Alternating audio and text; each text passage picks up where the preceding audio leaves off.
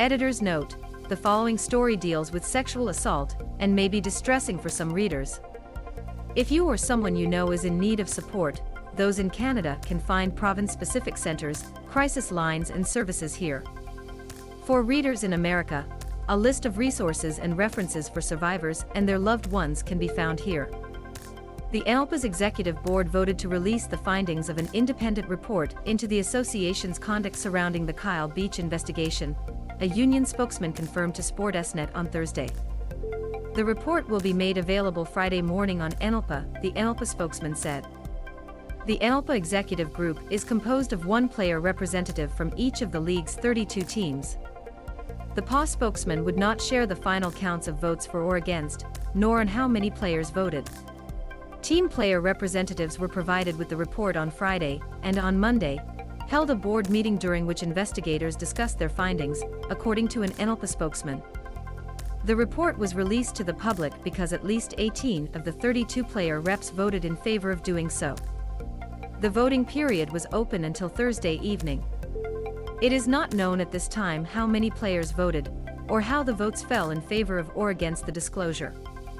Only a review of the entire report will provide an accurate view of the extensive work done and determinations made by the independent investigators, Jonathan Wetherden, the NHLPA spokesman contacted by Sportsnet, said in a written statement on Wednesday. The vote comes 6 months after Donald Fair, the NHLPA executive director, recommended the union hire outside counsel to conduct an independent investigation into how it handled Beach's sexual assault allegations. The NHLPA subsequently voted in favor of commissioning the probe. Beach said he was sexually assaulted, while he was a member of the Chicago Blackhawks, during the 2010 Stanley Cup playoffs by Brad Aldrich, a former team video coach. The organization hired Jenner & Block, a Chicago law firm, to investigate the allegations. Their Shell report was released in October 2021, spurring a public reckoning over how Beach's case was handled, as well as hockey culture itself, and the systems that too often fail survivors of assault. The allegations made by Beach were not heard in a court of law, and the negligence lawsuit he later filed against the team for how it handled his case was settled in December after mediation. According to the original report, which can be found here, Fair was contacted twice about allegations connected to Aldrich, including by a Beach confidant. Fair told investigators he couldn't recall either conversation, but did not deny that they had occurred. Beach addressed this and criticized Fair in an interview with TSN's Rick Westhead in November, saying he had reported every single detail to an individual at the NHLPA, and that he believed 2 people talked to Fair. Beach went on to question how he could continue to be the Players Association's executive director. For him to turn his back on the players when his one job is to protect the players at all costs, I don't know how that can be your leader, Beach said. I don't know how he can be in charge. If that's what he's going to do when a player comes to you and tells you something, whether it be abuse, whether it be drugs, whether it be anything, you're supposed to have the players' backs, and they definitely didn't have mine. In response to the interview, Fair released a statement commending Beach for having shown true courage in telling his story, while acknowledging that the association should have done more to protect him. There is no doubt that the system failed to support him in his time of need, and we are part of that system, Fair said. In his media interview, Mr. Beach stated that several months after the incident he told someone at the NHLPA the details of what happened to him.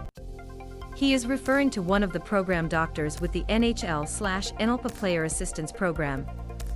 While this program is confidential between players and the doctors, the grave nature of this incident should have resulted in further action on our part.